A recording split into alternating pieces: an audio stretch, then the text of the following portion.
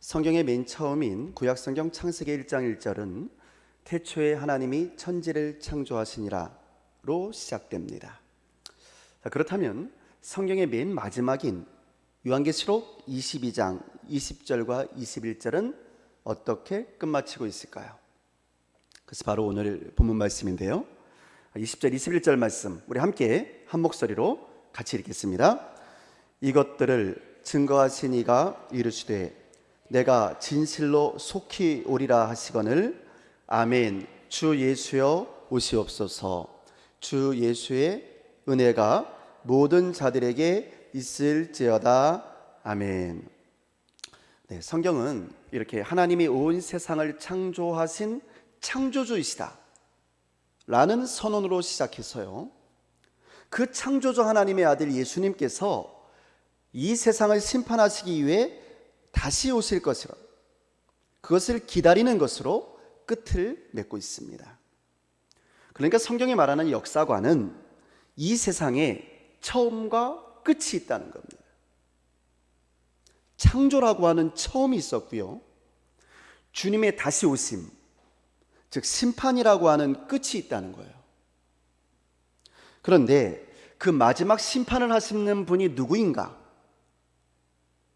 누가 심판하실까요? 성경은 요한복음 5장 22절에서 이렇게 말을 합니다. 아버지께서 아무도 심판하지 아니하시고 심판을 다 아들에게 맡기셨으니 라고 말입니다. 그 아들이 누굽니까? 그 아들은 바로 예수 그리스도이십니다. 그러니까 하나님께서는 온 인류의 심판을 당신의 아들이신 예수 그리스도께 맡기셨다는 거예요. 그러므로 우리 예수님께서 다시 오실 그날은요, 2000년 전에 베들레헴에 그 초라한 말구유의 아기로 오셨을 때하고는 전혀 다릅니다. 이제 다시 오실 예수님은 더 이상 그런 사람이 아니라 온 인류를 심판할 심판주로서 다시 오시는 겁니다. 영광 중에 천사와 함께 오시는 거예요. 오늘 본문 말씀은 바로 이 심판주로 오시는 예수님을 기다리겠다는 겁니다. 심판주의 오심을 간절한 마음으로 소원하고 있는 거죠. 아멘. 주 예수여 오시옵소서 라고 말이죠. 여러분, 이 아멘 주 예수여 오시옵소서, 이것을 헬라어로 말하면 아멘 마라나타라고 하는 거예요. 마라나타, 주 예수여 오시옵소서 라는 거죠. 그렇다면 이처럼 아멘 마라나타, 아멘 주 예수여 오시옵소서 하는 이 말을 어떤 사람들이 할 수 있는 걸까요? 여러분, 정말 모든 사람들이 주 예수의 다시 오심을 기다리고 있는 걸까요? 어쩌면 주님께서 다시 오시는 것을 아주 싫어하는 사람들도 있지 않을까요? 자, 여러분은 어떻습니까? 정말 우리는 우리 예수님의 재림을 아멘 마라나타, 아멘 주 예수여 오시옵소서의 심정으로 기다리고 있습니까? 어쩌면 오늘 우리 가운데서도요, 예수님, 조금만 더 있다 오시면 안 되나요? 주님, 제가 아직 준비가 덜 됐사오니 조금만 더 있다 오시면 좋겠사옵나이다 라고 생각하는 분도 계실지도 모릅니다. 자, 그렇다면 어떤 사람들이 우리 예수님의 재림을 기다리면서 아멘 마라나타를 할 수 있는 사람들일까? 성경을 보면요, 예수님의 이 다시 오심을 기다리는 사람들은 세 가지 부류의 사람들이었습니다. 자, 첫째로 고난 가운데서도 소망 중에 믿음으로 살아가는 사람들이 예수님을 기다립니다. 여러분 어떻습니까? 하나님 없이도 배부르고 등 따스하게 잘 살 수 있다고 생각하는 사람들이요, 별 어려움 없는 사람들이 구태여 주님 오심을 기다릴 필요가 있을까요? 세상에 부족한 것이 없다고 여기며 살아가는 사람들에겐 어쩌면 예수님이 다시 오시는 것은 매우 거북한 일이 될지도 모릅니다.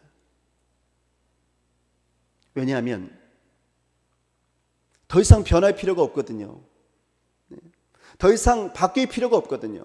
지금도 뭐 잘 살고 있는데 뭐 특별히 달라질 필요가 없거든요. 근데 예수님께서 심판주로 오시면 이제 끝이 아닙니까? 지금까지 내가 누리고 있던 그 많은 것들을 다 내려놓고 예수님의 심판대 앞에 서야 하는 거거든요. 누가복음 12장을 보면요, 어리석은 부자의 이야기가 나옵니다. 이 부자는 밭의 소출이 풍성하게 되자 창고를 크게 짓고 곡식을 많이 쌓아둔 후에 이렇게 외칩니다. 내 영혼아, 여러 해 쓸 물건을 많이 쌓아두었으니 이제 평안히 쉬고 먹고 마시고 즐거워하자. 마음껏 즐기자는 거예요. 그러니까 하나님 없이도 모든 것이 풍요로웠던 이 부자의 마음에는 하나님을 기억한다든지 주님께서 다시 오실 것을 기다리는 흔적이라고는 전혀 찾아볼 수가 없었던 거죠. 단지 이 세상의 풍요로움이 그의 삶의 전부였습니다. 그러면 됐던 거예요. 세상에서 그가 벌어놓았던 많은 재물을 가지고 그냥 마음껏 즐기며 사는 것이 그의 삶의 의미요, 목적이었던 거죠. 이런 사람에게는 예수님이 오시면 안 되는 거죠. 다시 말씀드리면 이 부자에게 더 이상 하나님은 없었던 겁니다. 그런데 하나님께서는 이 어리석은 부자에게 뭐라고 말씀하셨냐면 이렇게 말씀을 하세요. 어리석은 자여, 어리석은 자여, 오늘 밤에 내 영혼을 도로 찾으리니 그러면 네가 준비한 것이 누구의 것이 되겠느냐? 자기를 위하여 재물을 쌓아두고 하나님께 대하여는 부요하지 못한 자가 이와 같으니라. 성도 여러분, 이 부자의 부요함이요, 오히려 그의 영혼에는 독이 됐습니다. 잠시 잠깐의 이 땅에서의 부귀영화가 영원한 하나님 나라에 들어가지 못하도록 그의 발목을 붙잡았습니다. 그렇다면 이 부자의 부귀영화가 그에게 축복입니까? 아니면 저주입니까? 그러므로 하나님 없이 부요하게 사는 것보다 고난 가운데서도 믿음으로 사는 사람이 복된 자인 줄로 믿으시기를 주의 이름으로 축원합니다. 현재의 이 고난을 마라나타의 소망으로 이겨내며 자신의 곳간을 채우기에만 급급한 것이 아니라 하나님의 나라와 하나님의 의를 위해서 충성을 다함으로 하나님께 부요한 자가 되는 사람이야말로 주님 오실 그날에 우리 주님으로부터 착하고 충성된 종이라고 칭찬받는 마라나타의 사람인 줄로 믿습니다. 두 번째로 주님 다시 오심을 기다리는 사람은요, 주님을 진심으로 사랑하는 사람들입니다. 그러니까 주님을 사랑하는 사람들이 주님 오심을 기다릴 수 있습니다. 사실 주님을 사랑하지 않는 사람들은 주님이 다시 오시기를 별로 기다리지 않을 겁니다. 세상이 주는 쾌락과 단맛에 빠져서 세상을 주님보다 더 사랑하는 사람들이 그 세상의 종말을 선언하는 우리 예수님의 재림을 기뻐할 이유가 전혀 없죠. 안 웃었으면 좋은 거예요. 안 웃었으면. 오히려 예수께서 다시 오신다는 그 소식은 그들에게는 절망의 소식이요, 심판의 소식이 될 것입니다.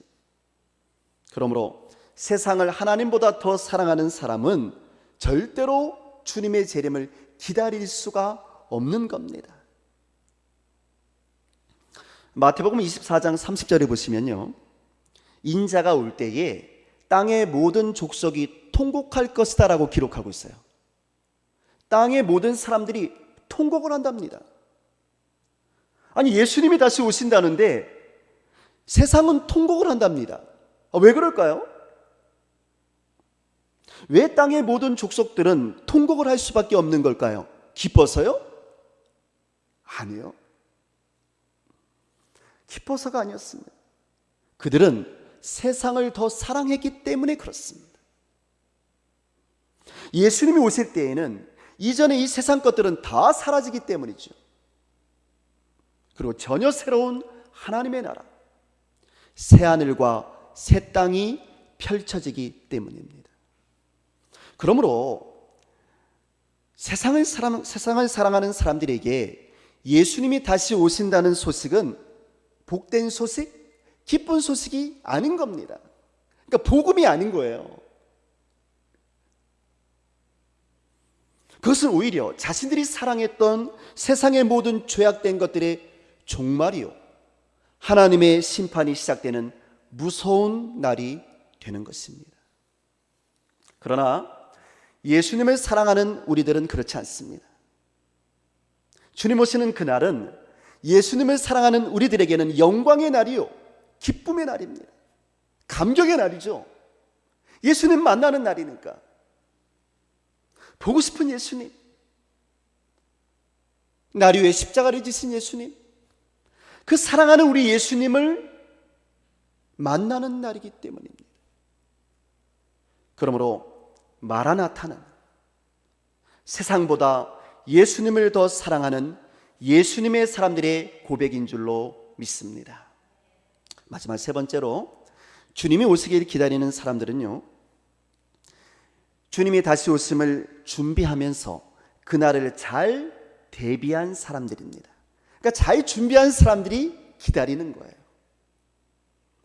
마태복음 25장 1절 이하를 보면 슬기로운 처녀 5명과 미련한 처녀 5명의 이야기가 나옵니다. 슬기로운 처녀들은 신랑이 오실 날을 기다리면서 그릇에 기름을 담아서 등과 함께 잘 준비했습니다. 그러나 미련한 처녀들은 등은 가지고 있었지만 기름은 여유 있게 준비하지 못했습니다. 그런데 신랑이 아무리 기다려도 오지를 않는 거예요. 기다리다 못한 이 10명의 처녀들은 모두가 다 졸면서 잠이 들고 말았습니다. 그리고 밤이 됐습니다. 마침내 신랑이 도착했다는 소식이 전해졌어요. 자, 문제는 여기서부터입니다. 기름과 등을 여유 있게 준비한 이 슬기로운 처녀들은 얼른 등을 켜고 신랑을 맞으러 나갔지만 미련한 처녀들은 기름이 부족한 겁니다. 기름이 부족해서 신랑을 맞을 수가 없었던 거예요. 그래서 결국 슬기로운 처녀들은 모두 잔치집에 들어갈 수가 있었지만 준비를 제대로 하지 못한 어리석은 처녀들은 잔치집에 들어갈 수가 없었던 거죠. 이때 잔치집 안에서 어리석은 처녀들에게 이런 소리가 들려왔습니다. 진실로 진실로 너희에게 이르노니 내가 너희를 도무지 알지 못하노라. 그런즉 깨어 있으라. 너희는 그날과 그 때를 알지 못함이라. 성도 여러분, 우리 예수님께서는 이 이야기를 해주시면서 천국은 바로 이와 같다는 거예요. 천국이 이와 같답니다. 신랑 대신 예수님을 기다리는 사람은 그 신랑이 오는 것을 맞이하기 위해서 철저히 준비하고 대비한 사람들이라는 겁니다. 여러분, 사실 열 처녀 모두가 신랑이 올 것이라는 사실은 알고 있었어요. 미련한 처녀들도요, 알고는 있었다 그 말이에요. 알고는 있었는데 기름을 준비하지를 못했던 거예요. 그러니까 알고 있는 것하고 다른 거죠. 준비를 해야 되는 거거든요. 준비를. 이 미련한 처녀들은 신랑이 자기들이 생각한 것보다 늦게 오니까 모두가 피곤해 지쳐서 그냥 잠이 들고 말았던 거예요. 준비하지 않고. 안 오실지도 모르겠다. 어쩌면 그렇게 생각했을지도 몰라요.